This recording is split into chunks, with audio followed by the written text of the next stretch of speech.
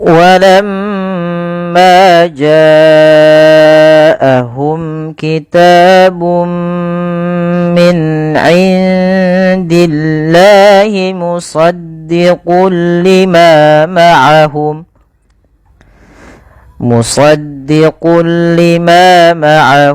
وكانوا من قبل يستفتحون على الذين كفروا فلما جاءهم ما عرفوا كفروا به فلعنة الله على الكافرين. Baik teman-teman, bismillah. Insyaallah kita akan pada kali ini kita akan pelajari atau belajar bersama hukum tajwid pada surah Al-Baqarah. Ayat ke berapa ini kita? 89 ya insyaallah. Baik, kita akan uraikan satu persatu. Pada lafal walamma ja'ahum, pada lafal walamma usahakan kita menahan daripada bunyi suara mim, karena di sini dilihat mimnya berharakat tasydid. Apabila ada mim berharakat tasydid, maka ia kita namakan dengan bacaan gunnah. Cara membacanya adalah ditahan suara m-nya sepanjang 2 harakat. Walamma, kalau ma sudah ma'ruf yaitu ada mad tabi'i ditanda dengan fathah, ma ketemu dengan alif. Kemudian ja'ahum kitab. Pada lafal bacaan ja'ahum ini wajib kita panjangkan sepanjang 4 atau 5 harakat. Kenapa? Karena ia ada bacaan yang dinamakan dengan mad wajib muttasil. Mad yang terjadi disebabkan karena adanya huruf hamzah yang datang setelahnya. Pada dasarnya ja itu kita panjangkan dulunya 2 kan. Tapi karena ketemu dengan hamzah, ya dia kita jadi panjang 4 harakat. Nah, ini kita namakan dengan mad wajib muttasil apabila hamzahnya pada satu kata. Kemudian jelaskan mim izhar syafawi. Kitabum min indillah. Pada lafal kitabun ta'nya mad tabi'i, kemudian bum min indillah. Ini ada bacaan idgham bi gunnah. Masukkan suara bunnya kepada mim dan diganti dan serta ditahan. Kitabum sambil ditahan 2 harakat. Kemudian min indillah, jelaskan suara nun ketika ia bertemu dengan huruf ain. Maka jangan disampai didengungkan min indillah, tapi min indillah. Kemudian pada lafal indillah, indi di sini ada bacaan ikhfa, maka suara nunnya samarkan kepada huruf dal. Indillah. Indillah. Maka diwarnai dengan warna hijau di sini. Lafal Allah kalau didahului dengan kasrah tidak boleh dibaca tebal, tidak boleh dibaca dengan min indillah, tidak, tapi dia dibaca dengan bacaan tipis. Kemudian musaddiqul lima ma'ahum. Pada lafal sad itu harus ditebalkan karena dia punya huruf samanya sifat isti'ala tafkhim. Ya, isti'ala dia harus tebal. Maaf, isti'ala itu apa? Isti'ala itu pangkal lidahnya terangkat. Kemudian idbaq itu lidah kita lebih melekat dengan langit-langit atas, maka dia agak ditebalkan dalam melafalkan huruf isti'ala ini. Musa, so ya, bukan hanya musa ya, bukan bukan so, tapi dia musaddiqa, musaddiqu gitu ya.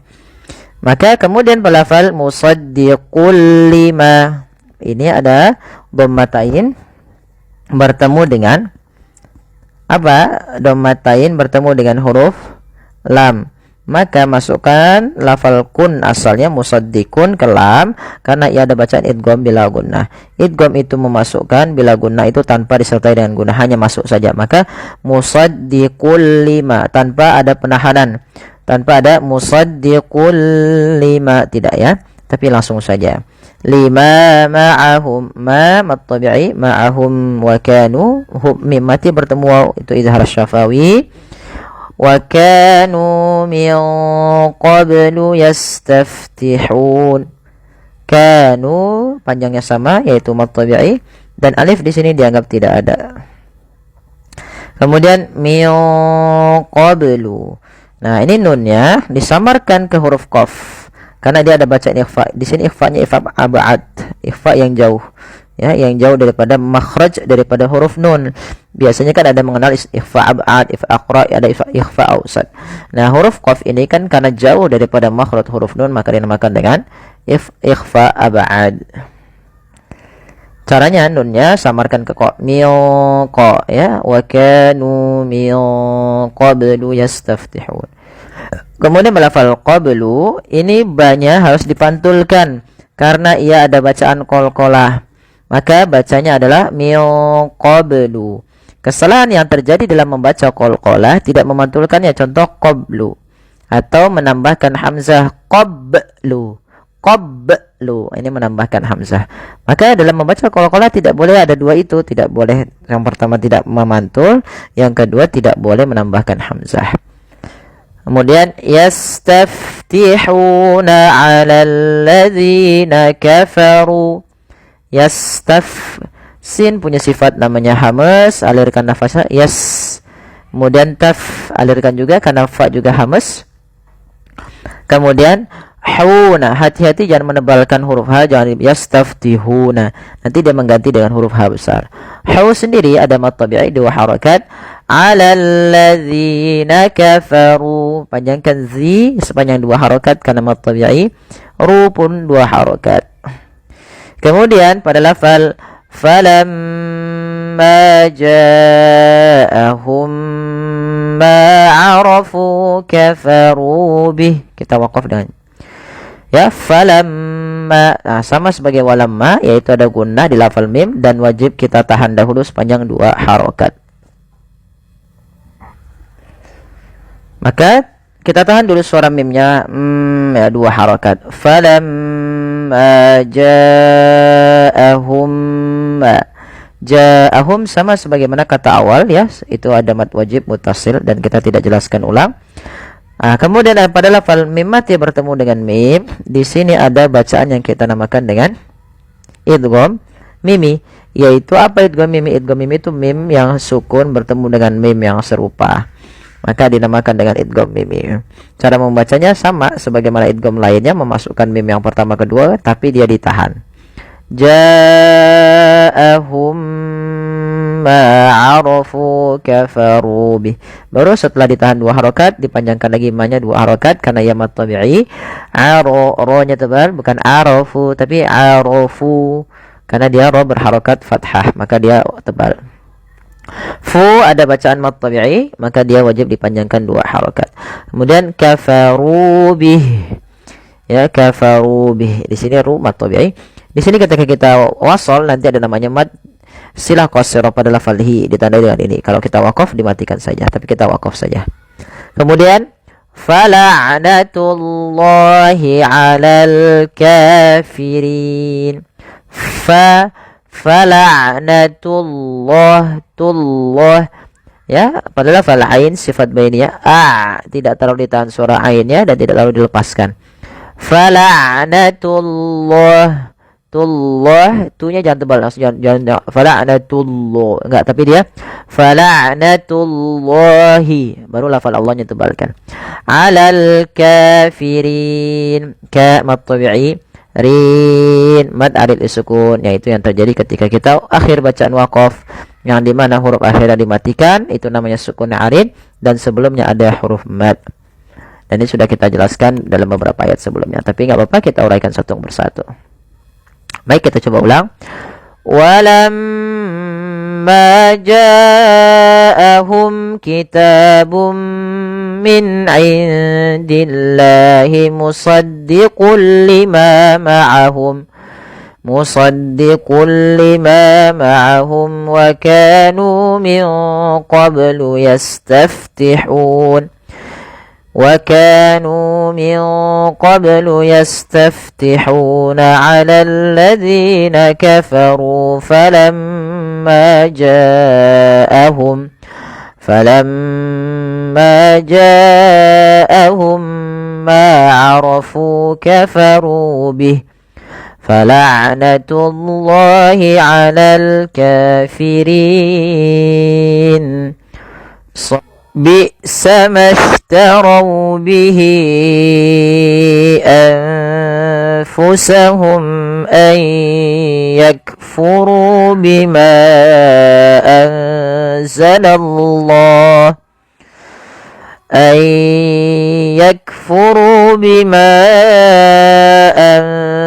الله بغيا أن ينزل الله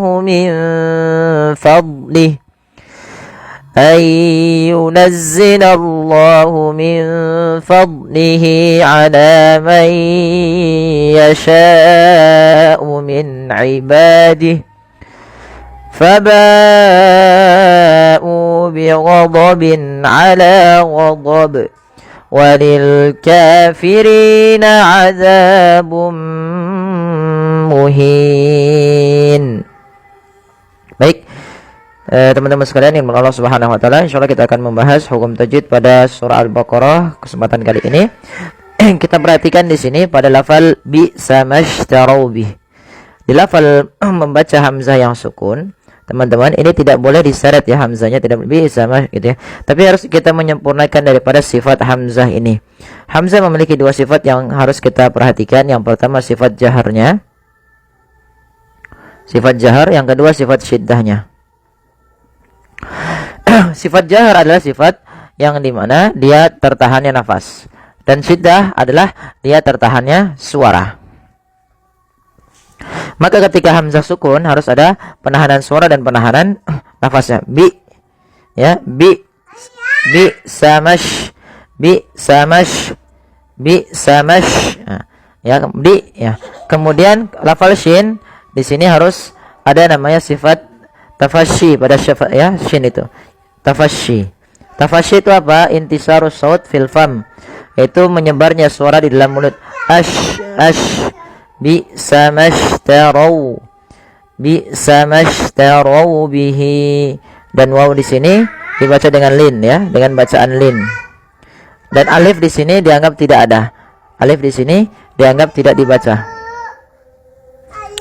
Kemudian pada lafal bihi anfusahum, lafal hi di sini ini ada hukum tajwid berupa mad silah tawilah, yaitu terjadi apabila ada hak dhamir, ha yang seperti ini atau ha yang seperti ini bertemu dengan huruf hamzah setelahnya.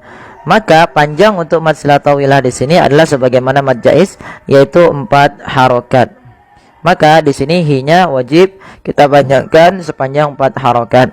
Maka bihi baru dilafalkan a. Kemudian melafal anfusahum, di sini ada bacaan ikhfa yang terjadi apabila adanya nun sukun bertemu dengan huruf ikhfa. Dan di sini ada nun sukunnya bertemu dengan huruf fa, maka nunnya disamarkan kepada huruf fa. Maka menjadi anfusahum. Tidak lagi dengan jelas suara nunnya anfusahum, tapi samarkan ke huruf fa. Kemudian ayyakfuru, di sini ada bacaan yaitu idgham bi gunnah. Tapi sebelum itu ada mim mati bertemu hamzah. Di sini ada izhar syafawi, mimnya dibaca dengan jelas. Kemudian pada lafal ayyakfuru, di sini suara nunnya pada dasarnya kan kita baca an yakfuru. Tapi karena di sini ada nun mati bertemu dengan huruf ya, dan di sini warnanya abu-abu, artinya nunnya dianggap tidak ada, langsung dibaca kayak, maka sambil dimasukkan kayak, dan itu yang kita namakan dengan idgham. Idgham artinya memasukkan. Memasukkan apa? Memasukkan bunyi nun kepada huruf setelahnya, kemudian disertai dengan gunnah, maka idgham bi gunnah.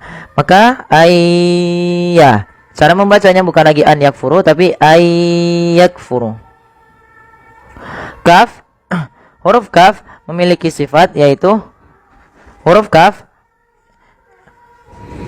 yaitu sifatnya adalah sifat syiddah dan sifat hamas.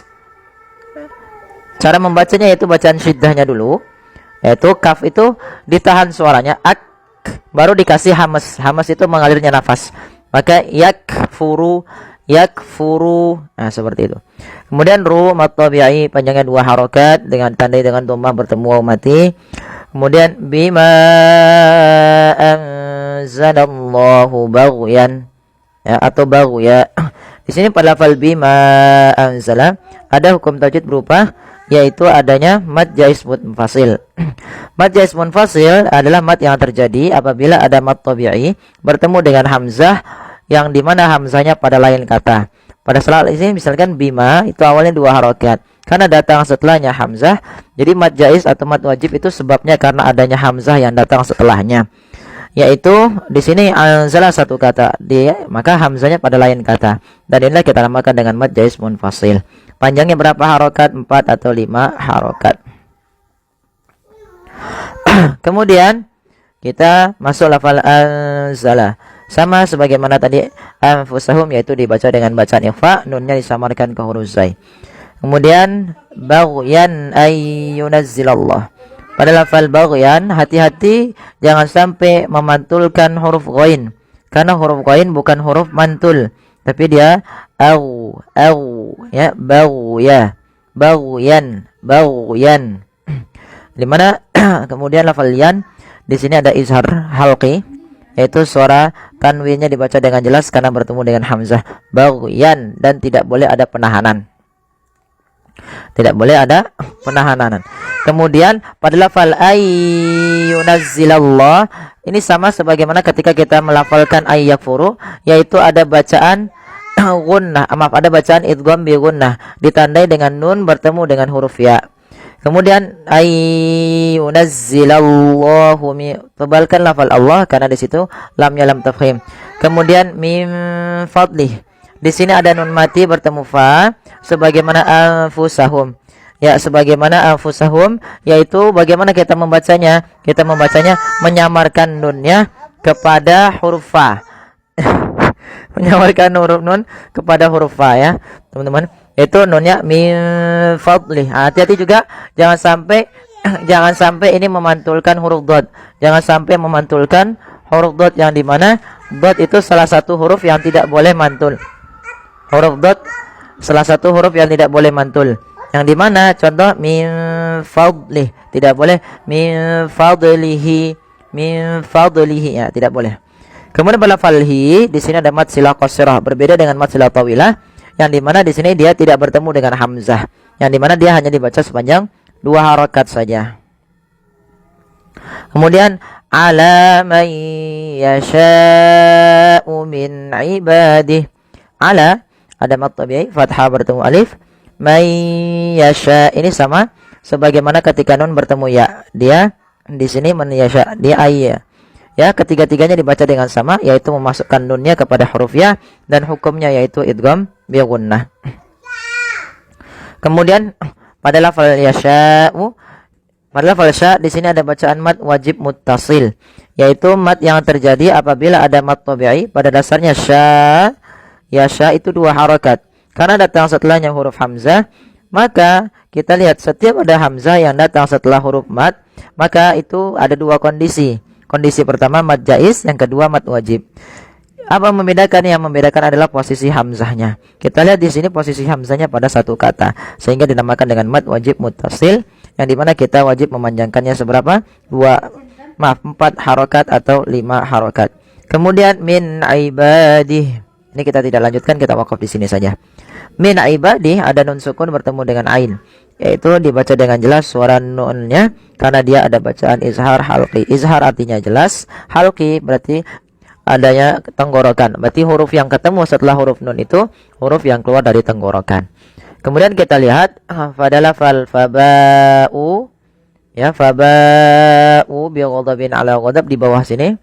Ya, ini kita lihat banyak sama sebagaimana mad jaiz tadi, mad wajib tadi. Ya, pada lafal may yasha'u, maka di sini kita hukumi dengan mad wajib muttasil. Adanya mad tabi'i yang bertemu hamzah pada 1 kata. Kemudian pada lafal u di sini ada mad badal, yaitu mad yang terjadi apabila ada huruf hamzah yang bertemu huruf mad. Di sini u bertemu dengan waw, yang dimana waw termasuk huruf mad.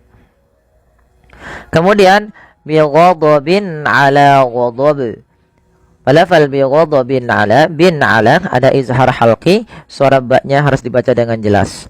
Kemudian ala mad tabi'i fathah bertemu alif. Kemudian ghadab ya, ghadab. Nah, di sini ada bacaan qalqalah dan di sini qalqalah kubra yang dimana qalqalah kubra terjadi di akhir bacaan kita.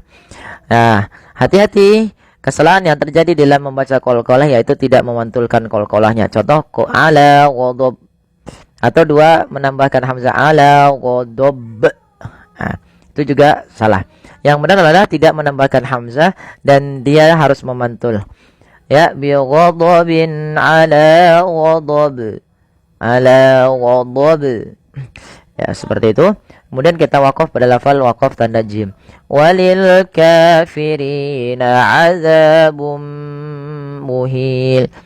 Pada lafal walil kafirina azab. Pada lafal kari dan za ketiga-tiganya itu mad tabi'i yang dimana ka ditandai dengan adanya alif datang setelahnya, ri adanya ya sukun datang setelahnya, za ada alif datang setelahnya. Maka dia dibaca dengan mad tabi'i panjangnya 2 harakat. Kemudian azabum muhin. Ada di sini dhammatain bertemu dengan mim. Yang ini kita namakan dengan bacaan idgham bi gunnah. Yaitu cara membacanya memasukkan tanwinnya kepada mim dan ditahan. Adzabun muhin, tidak dibaca adzabun muhin. Kemudian lafal muhin ada bacaan mad arid lisukun, yaitu mad yang terjadi ketika adanya apa namanya teman-teman? Adanya mad tabi'i ya atau huruf mad yang bertemu dengan sukun arid. Sukun aridnya mana? Yaitu nun. Pada dasarnya muhinun, karena dia mati, kita matikan menjadi sukun arid. Nah, ada huruf mad berupa huruf ya. Setelahnya bertemu dengan huruf sukun arid, maka dinamakan dengan mad arid lisukun. Boleh memanjangkan 2 harakat, boleh 4 dan boleh pula 6 harakat. Maka muhin, muhin, muhin. Ya. Baik, alhamdulillah kita telah menyelesaikan bacaan dan penjelasan penjabaran daripada penguraian tajwid pada surah Al-Baqarah kali ini. Semoga bermanfaat. Ini ayat ke-80. Ayat ke-90 ya, teman-teman. Ayat ke-90. Semoga bermanfaat bagi teman-teman sekalian. Mohon dukungannya untuk like, share dan subscribe. Terima kasih. Jazakumullahu khairan.